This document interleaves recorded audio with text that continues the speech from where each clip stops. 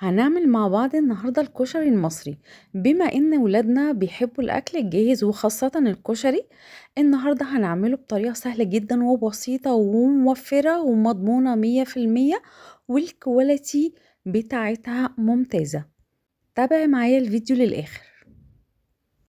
يا مساء الفل والجمال. النهارده هنعمل مع بعض كشري مصري. طبعا ما فيش اختلاف في حب الكشري المصري، بس مش في حله واحده. الكشري المصري مش بيتعمل في حله واحده، مع احترامي لكل الناس اللي بتعمل الكلام ده.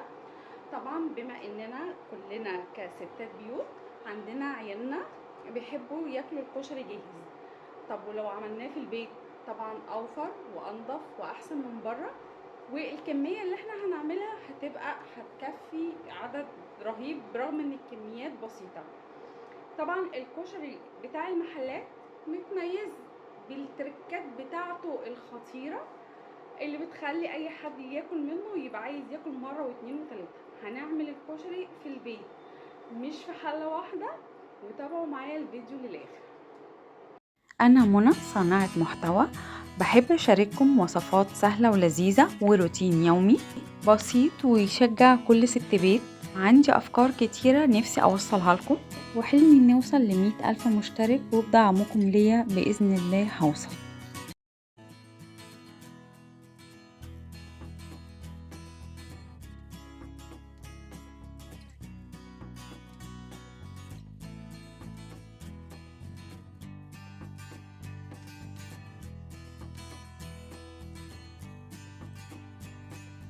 جبت ربع كيلو من الحمص، هنقعه لمدة ليلة كاملة لأن هو بياخد وقت على النار، وزي ما انتوا شايفين كده. وربع كيلو من العدس بجيبه برضو هنقعه، بس العدس ما بياخدش وقت زي الحمص. هنحتاج ايه؟ صلصة طماطم، ملح، كمون، كزبرة، شطة، فلفل اسود وسكر، بصل، ثوم، شعرية. الحمص ده كنت نقعاه قبل منها بليلة، وعدس بجبة برضو كنت نقعاه. كيلو من الطماطم، خل وزيت ومكرونة سباكيتي ومكرونة فرن او مكرونة خواتم، ونص كيلو من الرز. ودي مكوناتنا، ويلا بينا نشوف الطريقة. طبعا انا هنا حطيت ميه عشان اسلق المكرونه، وهبدا اسميه بسم الله علشان هنسلق الحمص لان الحمص بياخد وقت. هنزل هنا بميه مغليه.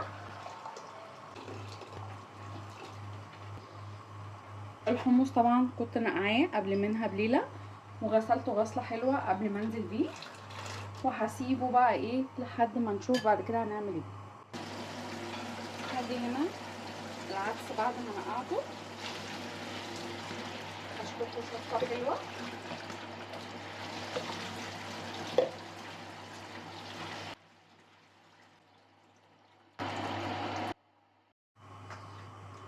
حلة تانية على النار عشان نسلق العدس. هنزل طبعا بالمية المغلية عشان تنجز معايا، وهنزل بالعدس بسم الله.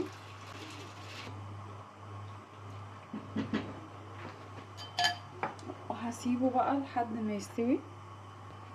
هنغطي على الحمص لان هو اكيد هيفور، فانا مهديه النار. هنزل هنا بالملح بسم الله. المكرونة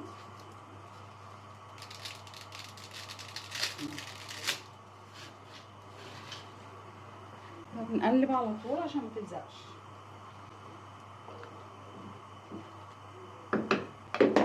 هنحط النوع التاني من المكرونة طالما نفس نوع الشركة او شركة واحدة بنحطوها مع بعض عادي، بس مش هنحطها كلها. هنا كنت نزلت بباقي المكرونة، يعني أنا كده حاطة نص كيلو من كل نوع، وهما نوعين من المكرونة. هغطي هنا على العدس، بس هحاول اوربه كده بالشكل ده، لان اي بقوليات بتقعد على النار فتره لازم تفور. بس انا ايه هخلي بالي علشان ما تبهدلش الدنيا والنار تطفى. هنحط زيت بسم الله.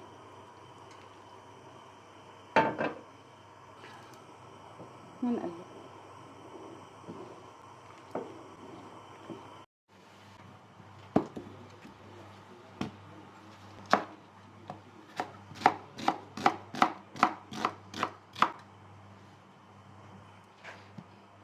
ده كده البصل بعد ما خرطته. هنزل بمعلقه كبيره من النشا،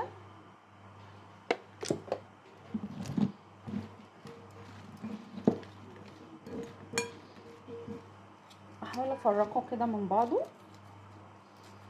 عشان ما فيش حاجه تتحمر وحاجه لا.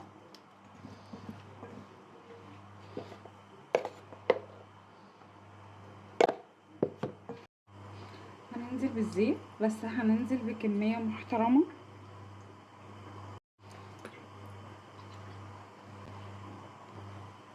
هنشوف المكرونه. بسم الله. لا لسه شويه. عايزه افتح على العدس واشوف ايه الاخبار. بسم الله. هو كده تمام. هسيبه شويه، لسه شويه.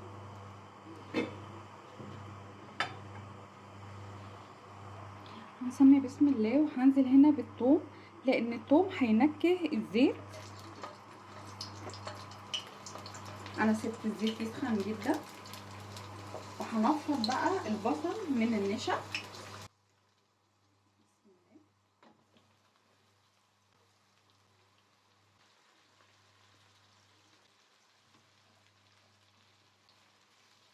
كده الاخبار بالنسبه للمكرونه.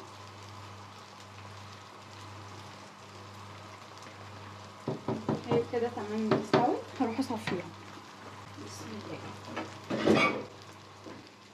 قبل ما هصفي المكرونه هاخد منها شويه ميه السلق، لان دي بتخلي صلصه الطماطم في حته تانية خالص.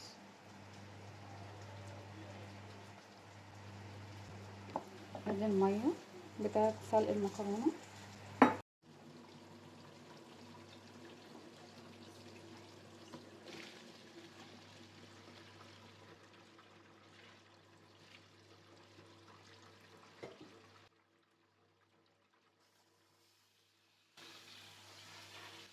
هنسمعها كويس وهنسيبها بقى تتصفى. هنشوف العدس الاخبار. انا عايزاه مهري خالص. كده تمام. هنطفي عليه.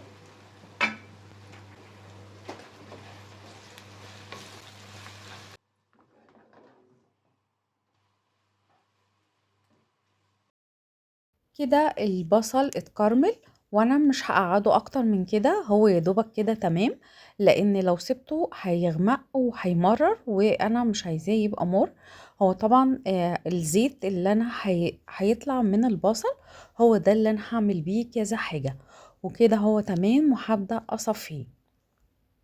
واهم حاجة وانا بصفيه، هجيب اي مصفى عندي ألمونيا او اي شبكة، علشان يفضل مقرمش او كريسبي. وغير كده ينزل الزيت الزيادة اللي طلع وانا بصفيه.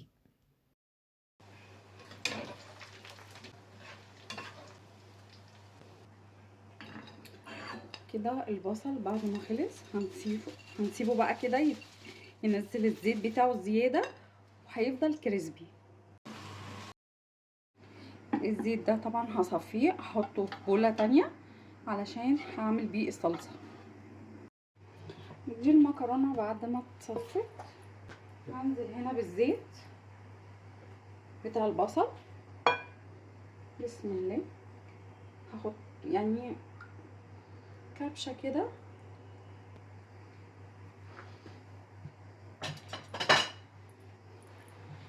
وهقلب. اتغلفت كلها بالزيت. حط حله على النار عشان هنعمل الرز.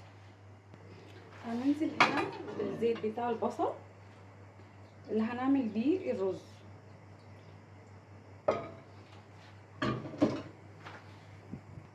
هننزل بالشعريه بس مش كلها، كلها نزلت بيها كلها. كده الشعريه بقت تمام. مش هغمقها اكتر من كده. انا هنا غسلت الرز ده حوالي نص كيلو، وهنزل بالملح. كل كوبايه رز عليها نص معلقه صغيره ملح، وهحط نص كده علشان الشعريه.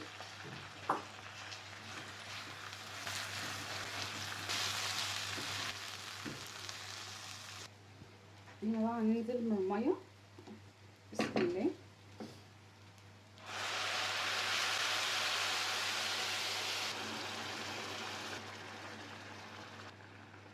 وهنغطي عليه، مش هنقلبه. الرز ما بيتقلبش ساعة لما المية بتنزله. هنغطي عليه لحد ما المية تتشرب. بصوا هو كده الرز اتشرب. هنهدي بقى النار ونسيبه لحد ما يستوي. هنا حطيت البولة تسخن عشان هنزل بيها بالزيت واشوف هنا الحمص ايه الاخبار. بسم الله. كده ما شاء الله استوى، بس هسيبه شوية. هننزل هنا بالزيت.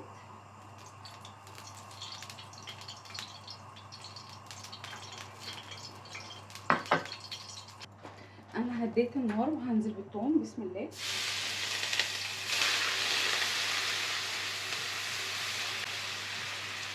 هنزل بمعلقه فلفل اسود، ونص شطه،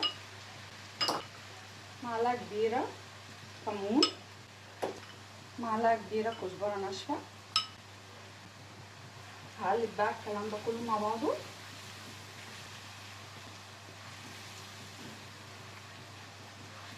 الله على الريحه.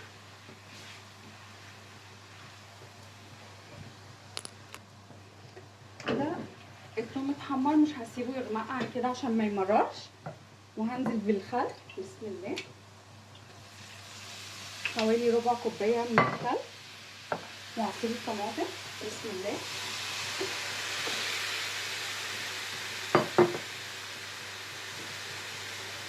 هنزل بالصلصه. بسم الله. السكر وده اساسي. هنزل بالملح.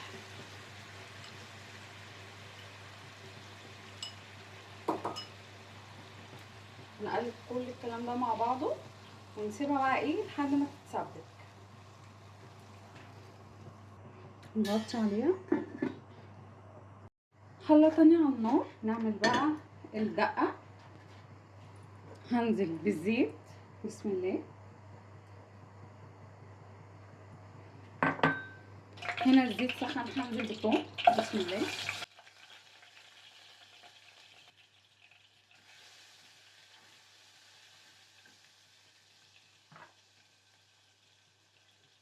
فلفل اسود. بسم الله.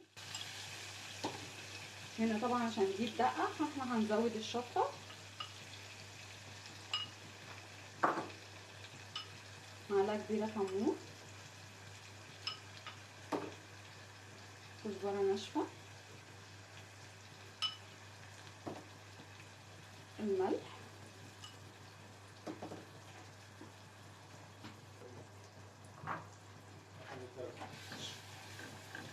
هنقلب بقى كل الكلام ده مع بعضه.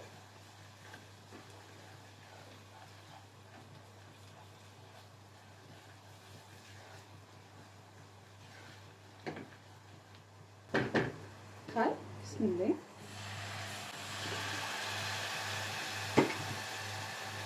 شايفين ميه السلق دي اللي انا شلتها في الاول؟ هاخد نصها. اوكي. وهاخد هنا كبشه من صلصه الطماطم. بسم الله. بس كده.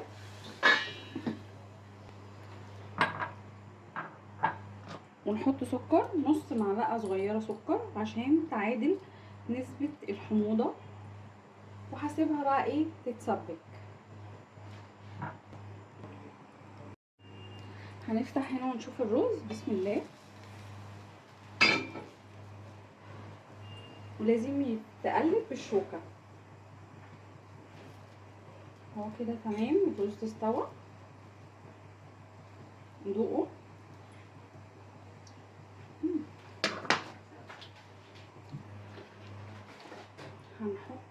حوالي معلقتين من الميه بس كده. 5 دقايق ونطفي عليه. كده طالما الصلصه فصلت او الزيت فصل عن الصلصه يبقى هي كده تمام. نسمي بسم الله. بسم الله.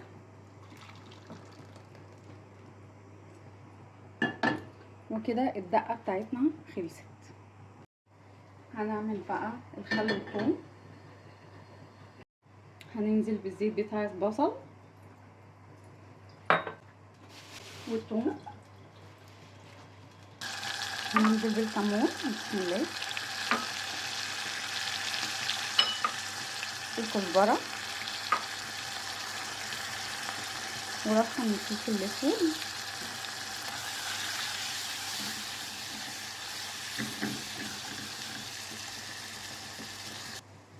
بعدين هننزل بالخل والميه بتاعت سلق المكرونه. وفي الخطوه دي مش هنحط ملح. ميه سلق المكرونه كان فيها ملح وهنسيبها لحد ما تتسبك. هنفتح بقى ونشوف الصلصه. بسم الله. اللهم بارك. بصي هي كده اتسبكت.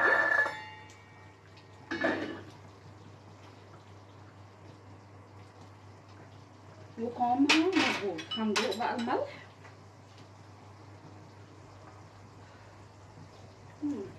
تمام.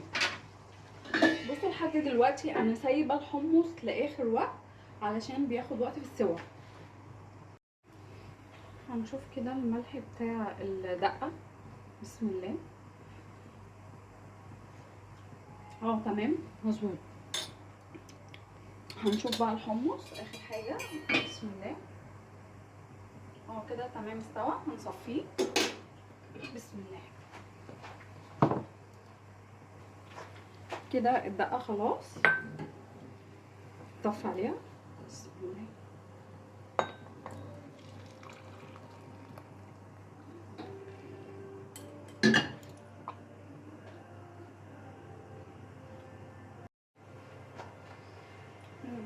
نفتح ونشوف الصلصه. بسم الله. هي كده تمام اتسبكت والقوام بتاعها كده تمام. هنطفي عليها.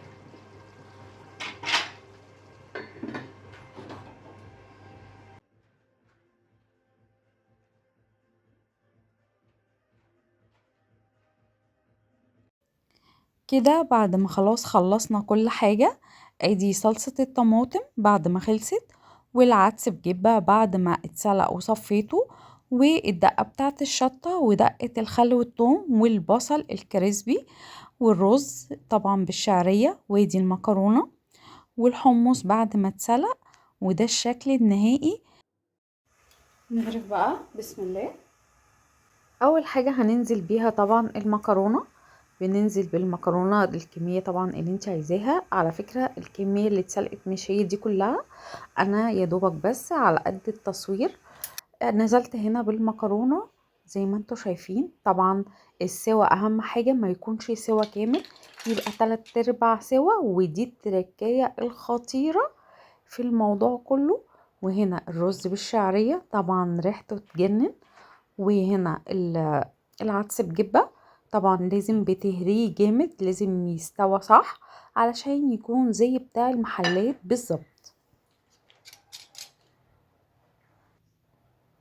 وبعدين هنيجي بقى لبطل القصة النهاردة، الصلصة، لان طبعا كل اولادنا لما نيجي نعمل كشري في البيت مش بيحبوه لان مستحيل يكون بتاع بره. طبعا بعد الطريقة اللي احنا عملناها سوا النهاردة مع بعض مستحيل ان هم يفرقوه عن بتاع بره. الكواليتي تمام ومظبوط ويجنن، وطبعا فوق كل ده النظافة. وبعدين نزلت بالحمص، واخر حاجة البصل الكريسبي، وده كان الشكل النهائي. بجد كان ريحته تجنن. عايزة اقول لكم ان الكمية دي هتكفي من 6 ل8 افراد. طبعا انا مش حاطة كمية المكرونة كلها، انا يدوبك حاطة بس على قد الكمية اللي انا هصور بيها الفيديو. لو طبق الكشري 50 جنيه في 8 أفراد يعني 400 جنيه. عايزة أقول لكم إن التكلفة كلها أول عن آخر ما كلفتنيش غير 150 جنيه، وأقول لكم التفاصيل كلها في الديسكريبشن أو في صندوق الوصف. طبعا حاجة معمولة بكواليتي عالية جدا زي ما انتوا شايفين، والطعم كان خطير، ريحته تجنن. وفوق كل ده النظافة، وفرتي حاجة معمولة في البيت وانتي عارفة ايه المكونات اللي فيها. ووعدك بعد ما هتعملي الوصفة دي او الكشري ده بجد هيبطلوا ياكلوا من بره. وهنسمي بسم الله وندوق بقى ونشوف ايه الاخبار. بسم الله الرحمن الرحيم.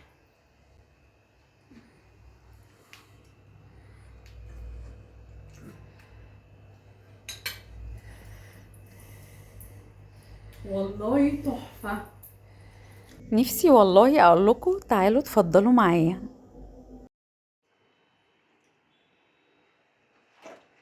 هنحط الخل والثوم، بسم الله، والدقة.